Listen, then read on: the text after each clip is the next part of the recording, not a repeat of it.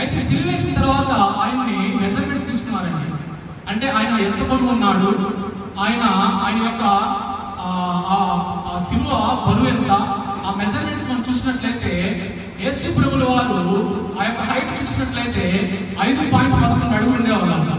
ఎంత? 5.11 ఇంచెస్ ఉండేవాళ్ళు.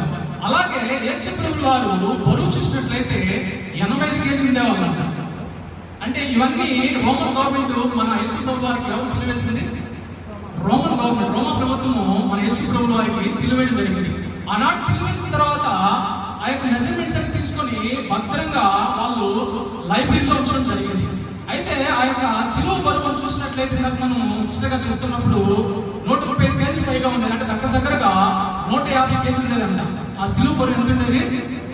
150 కేజీలు ఉండేది. అయితే ఆ యొక్క సిలువ పొడవు అంటే ఈ లెంత్ వచ్చి 15 అడుగులు ఉండేదంట. ఎంత?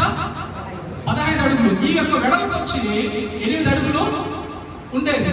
అయితే యేసు ప్రభువు వారిని చిత్రహింసలు పెట్టి ఆయన్ని అవమానించి ఆయనకి ఒక కిరీటం పెట్టడం జరిగింది.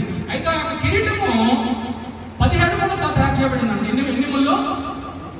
17 ముళ్ళతో తయారు చేయబడింది.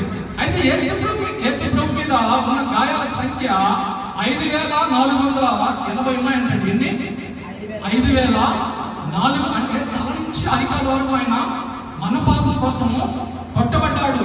అయితే ఆ గాయాలు లెక్కించినప్పుడు 5,480 ఉన్నాయంట. అయితే లోతైన గాయాలు ఆయన శరీరంలో చూసినట్లయితే 150. ఎన్ని? 150. అయితే అలాగే ఆ యొక్క సమయంలో యేసు ప్రభువు వారు మన కోసం కాచిన రక్తము మనం చూసినట్లయితే 6.5 లీటర్లు అండి. అంటే